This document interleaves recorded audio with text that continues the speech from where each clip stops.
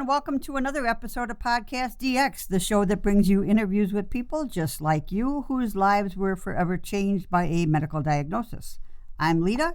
I'm Ron. And I'm Jean Marie. Collectively, we're the hosts of PodcastDX. On today's show, we're speaking once again with Sheila Ames. As you may recall, Sheila is a registered nurse and the founder of Ames Alchemy Coaching, which can be found on Facebook and Instagram. Sheila's talking to us again today about, this time, migraines. Welcome to the show, Sheila. Hi, Sheila. Hi, Sheila. Hi, thanks so much for having me back. Glad to be here. Good. Great. And thank you for taking the time to speak with us. Mm-hmm. Can you tell us, when did you first start experiencing migraines? I was pretty young, which I know is more unusual than other people, because migraines is actually pretty common. There's a lot of people who say that they've suffered from migraines. I know I was diagnosed at the age of 8. Ooh, and I'm sure I probably had them a year prior to diagnosis while they were still trying to figure it out. I did try to reach out to my parents to find out exactly, because, you know, who recalls exactly the details when you're 7 years old. So, yeah, that's my approximate time frame there. Wow. Having migraines at 8, that must have been especially difficult because you were so young.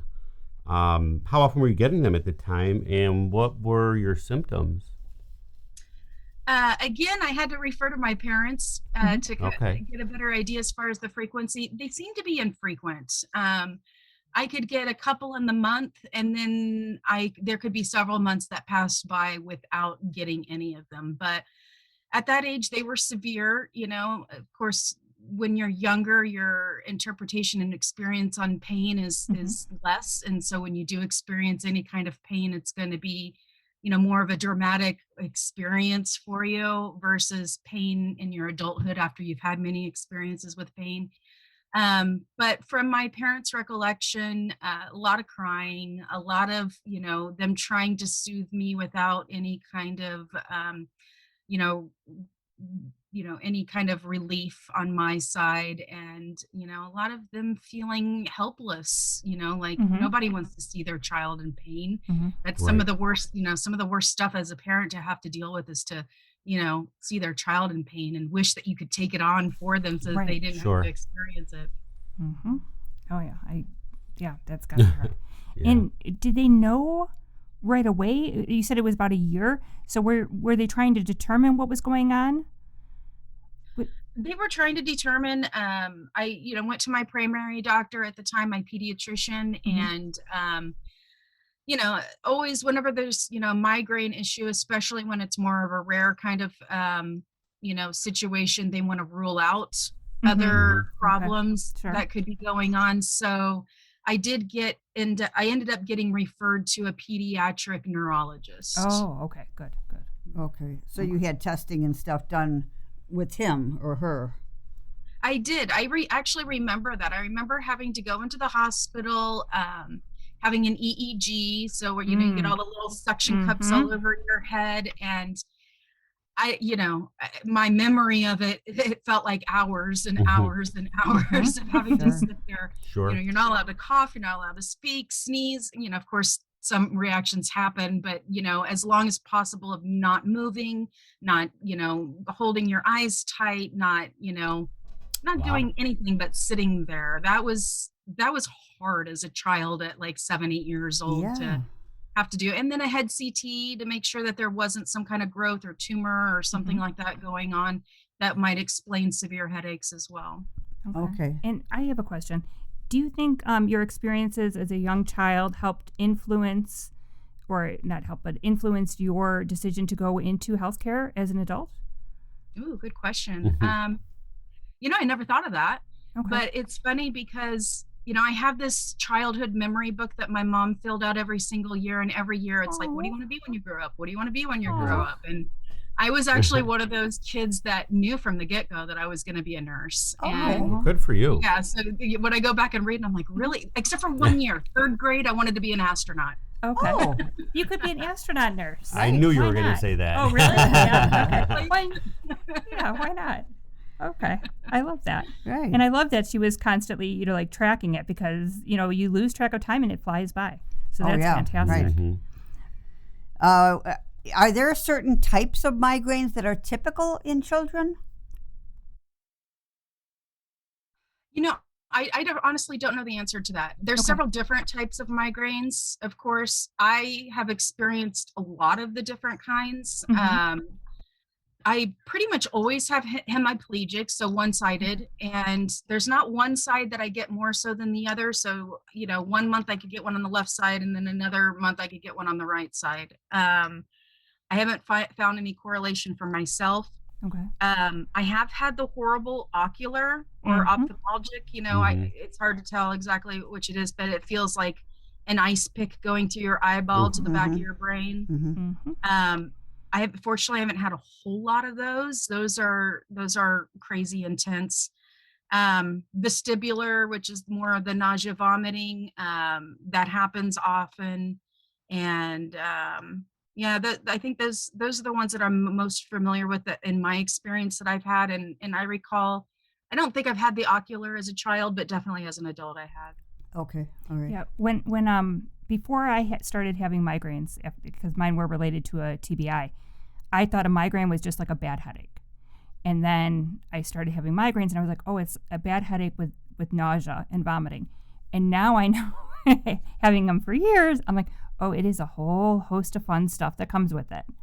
That The brain fog afterwards, and there's just so many things related to it. I always thought a migraine was a migraine was a migraine, and it's fascinating to learn that there are just so many different types of migraine, and each individual will have experienced different signs and symptoms. Well, that actually goes into the next question I was going to ask. As you've gotten older, how have your migraines changed? Do you have them as frequently, and are your symptoms the same, or are they different?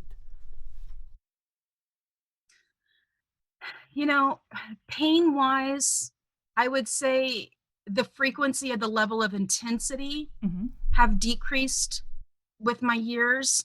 But then again, that might be perspective, a child's perspective, versus an adult's perspective.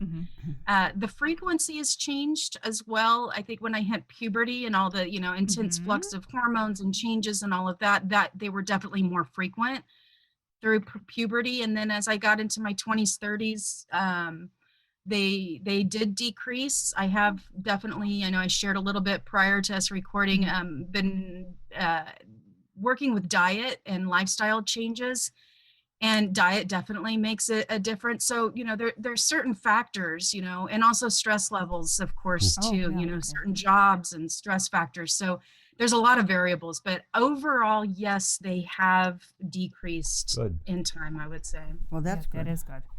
And Sheila, do you know when you're going to be getting a migraine? Like when you're in that prodrome stage of your migraine, do you experience any telltale symptoms? Honestly, I can say most of the time I don't catch it. Okay. Even though I've been dealing this with many years, as a child, I didn't really realize or understand. I just knew that the slight bit of headache of any kind, just take your migraine meds. Okay. Just in case, right. Just in case. And, over time, I've kind of learned how to progress with my medications, starting with over the counters. If I catch it early on, kind of what stage am I in? Am I early? Am I middle? Am I late? The prodrome before the pain comes on. I have noticed yawning, which I didn't realize until I was an adult. Slight nausea sometimes will hit me, the light noise sensitivity, and trouble focusing, of course, is also something, but I don't always attach it to, I must be having a migraine. Oh, okay. Right, okay.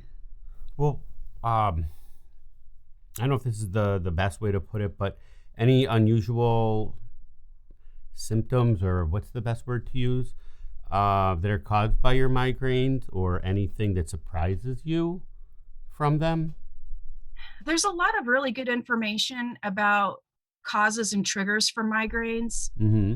I don't know that anything necessarily surprises me. Of course, processed meats, nitrates, aspartame, which is in a lot of diet I've heard drinks. that. Can affect me. Aged cheeses. I've just given up all dairy altogether anyway because of other not just migraine, but other digestive issues, Sure. and other reasons. But something that's interesting that I have found that I didn't realize before is how much vomiting Oh yeah. really wow. helps my migraines. Oh yeah. I used Really? to. I love to vomit when I get a migraine. Which Yeah, Oh. I know it's kind of gross and disgusting for people to But think about. it's like a relief valve, right? Well, it is, and what I've learned since becoming a nurse is that when you vomit, you're actually stimulating the vagus nerve. Mm-hmm. Oh, So it's like a okay. The vagus, vasovasal. Okay. Sorry. yeah, and so no, you're right. You're absolutely right. That stimulates your parasympathetic nervous system, which can help decrease heart rate, can help decrease pain, can help decrease, Okay. your blood Wow. pressure and breathing. And so since then, I've actually learned some vagus nerve breathing techniques that Oh. help a lot when I'm in a migraine. Oh, okay. Good. And I don't think I've ever seen that posted, but that's a fantastic idea. That's a good hint. Yes, I'm going to look that up right after the show because I'm She's having a feeling- migraine right now. I could totally teach you now or later. I teach Thank all you. of my clients actually because so many people experience anxiety and so Right. many other things. So I'm totally open to doing like a quick breathing exercise if you want to learn it. But you. outside of that, like, as a child, I started to learn to self-induce vomiting, which is not something I recommend because, there's issues with bulimia and whatnot with that. Mhm. But that was something that was kind of surprising that I started to do on a rare occasion at that extreme pain. Because when you're at that extreme pain, you need relief and you need to find how Wow. to Yes. get relief if your medications aren't working for you. And, Right. like I said, I don't recommend it, but that was something that was surprising to me. One thing that I remember is, and that's why they probably have the Imitrex injectables, that it would always bother me that, okay, I took whatever medication I was supposed to be taking, but now I threw up. I probably threw up the medication, so now I don't have any medication in me. So Mhm. what do you do? But the injectables, I think, kind of get over that hump of, well, you don't need to ingest it. You could just give yourself a shot, right? Right. Yeah. Well, and there's also suppositories for stuff. Okay. Well, okay, suppositories too. Just Yes. saying. Okay. So, Go ahead. oh no, I'm probably jumping ahead a little bit, but you had mentioned about giving up like dairy for various reasons and so forth. Is there anything that you're aware of that tends to trigger your migraines, or do they just come happenstance? Well, alcohol, dairy, well, especially aged dairy, aged cheeses, which I love. Yeah. They're so tasty. They're so good. Processed meats like pepperoni, sausage, things like that. And then of course the aspartame. Those are specifically dietary that I have recognized as being my triggers. Peanuts, not so much, which I know is a common trigger, but that doesn't seem to affect me. Okay. Okay. All right. Okay. But how about like storms? If a storm is rolling in, are you Absolutely. okay? Pressure change, Okay. right? Okay. Yeah, So the you can- barometric pressure change. And I also was diagnosed with fibromyalgia as an Okay. adult. You're right. And they're actually very related because they both have a connection of low serotonin levels, Okay. both fibromyalgia and migraines. And they're both affected by barometric pressure changes for me. Okay. Okay. Okay. And Sheila, do migraines run in your family by any chance? Yeah. There's my aunt I know had a lot of migraines, and there was a couple other people as well. I can't recall off the top of my head, but yeah, Okay. it does. Okay. And when you first started experiencing migraines when you were 8, how were they treating your symptoms at that point? At the time, I was prescribed what's called Migraine. It's no longer on the market. You can get it formulated through a compound pharmacy, Okay. but there's another one that's currently on the market, Fiorinol, Okay. that is very similar to Migraine. Mhm. And then Darvocet was my Okay. my opioid that I was prescribed when they would get severe, which Darvocet is no longer on the market, but it's basically Tylenol and hydrocodone mixed, and now Wow. we've got Norco. as the difference. And I've tried sumatriptan, I've tried Imitrex, the same thing. Mm-hmm. And the side effects are too intense for me on those, so I don't take any of the triptans. Okay. But they work great. I know. I mean, they did work for my migraines, but too many harsh side effects for me that I wasn't able to continue on those. So is there anything that you're using more frequently or more common now? I mean, because the last couple of years, I mean, it seemed like there were no preventative, not even like preventative or emergency medications available, and in the last like 3 years a whole bunch have come onto the market, right? There's a whole bunch of new treatments. There is. I've tried, I can't even recall what it's called, a medication. It ended up having a lot of side effects that I ended up going off like a preventative medication. Okay. Now I take magnesium daily as preventative. Right. Okay. And then I have kind of a whole array of medications that I go through depending on what stage. Like I'll start with Excedrin migraine. Mm-hmm. And if I catch it low and early enough, that will be fine. Mm-hmm. And then, I'll work up to the Fiorinol if I need to. I also give myself an intramuscular injection in the buttocks if I have to, of Toradol, which is what you would get if you were to go to the ER. A lot of times is they'll give you Toradol and Benadryl and like a concoction of different things. But I'm proud to say I've never actually gone to the ER because I've learned how to manage my migraines from an early time, and I know pain, and I know how to experience it, how to work through and how to live with it, and ERs are loud and they're bright. Oh, I know. And it usually takes at least 4 hours, in my experience, before you actually get treatment, because they want to make sure, I guess, that it's a migraine. But that and hydration. I drink a lot every day. Okay. Every day I drink at least 2 to 3 liters every day, and that's another preventive method that I use as well. Right, that's probably the first thing that they do when you go to the hospital. Give you an IV. Give you an IV. Yep. Because if you're throwing up, then you're dehydrating, and that makes it worse. Mm-hmm. Sheila, have you ever tried ice or heat? I mean, I guess it can go either way. Different people like different things. A quiet or a dark room. Does that assist you when you get a migraine? Yeah, absolutely. I do a combination. I do ice on either the back of the head, like at the base where it meets your neck, forehead, temples, top of the head if I need it. And then I also sit in a hot magnesium Epsom salt bath. Oh. There's something about the heat at your wrists and your ankles, especially, that help facilitate flow. Okay. And so I do a combination of the ice for the pain, the heat from the bathtub, and then I make my own concoction of an oil blend that has essential oils that's stronger than anything you can get on the market, because I found I like that heavy, intense, like menthol, peppermint, wintergreen, like all of that, and arnica as well, which helps with inflammation. So I make my own little concoction that I blend up and apply directly onto my forehead and temples and back of neck, that I use as well. Of course, the dark spa music, really light, low sounding spa music, and a lot of meditation, the breathing technique. That was Lita's cue. But that feng shui just really works. Right. It really does. And, a combination of all of that, plus meds, of course, if you're at that severe point and you really need it, it takes a lot to work through a migraine, especially a heavy migraine. Right. Well, I'm the only one here that has not had a migraine. And I'm knocking wood. Yeah. You can hear it, right? But I mean, I listen to Lita and I listen to Jean, and I work with some ladies who tell their stories of how they deal with migraines.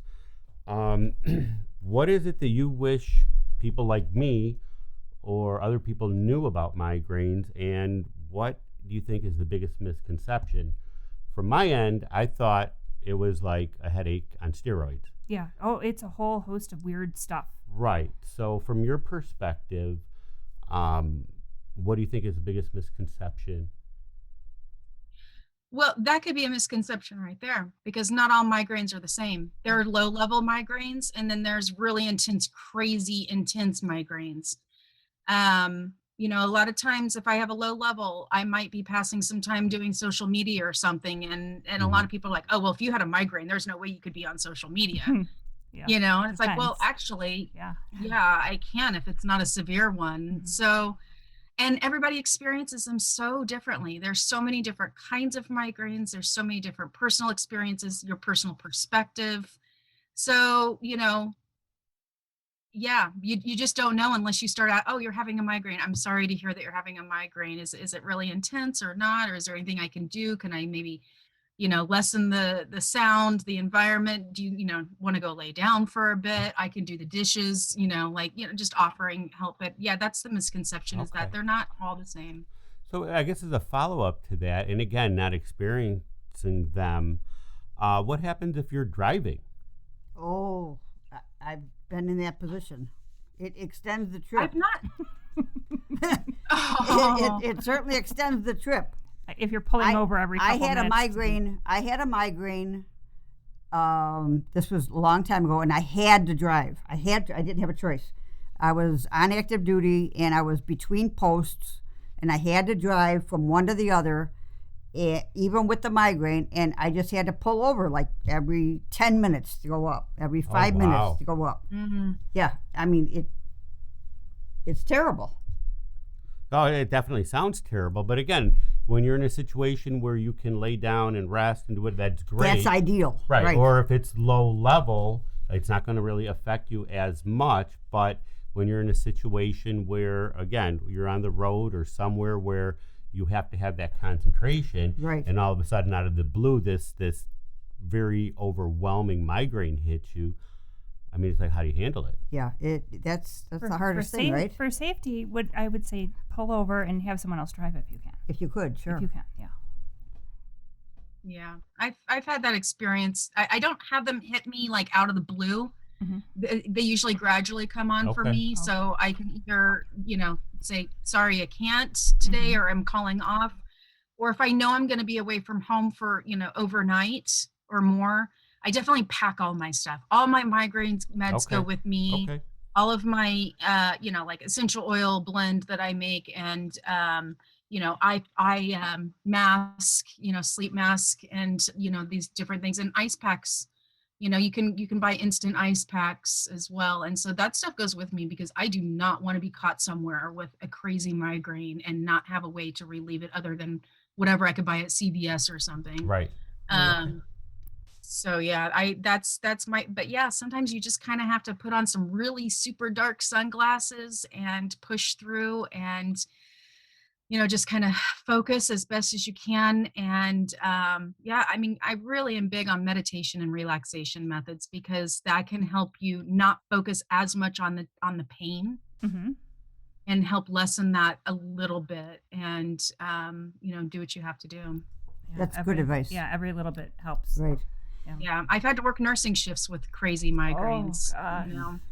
Yeah. And it's hard, when you feel worse than your patient. Absolutely. And you hear all the beeping in the machines constantly. Yeah. Sheila, what have you found to be the best way to track possible triggers? Do you use like an app, or do you just make charts, or do you use a calendar? What do you do?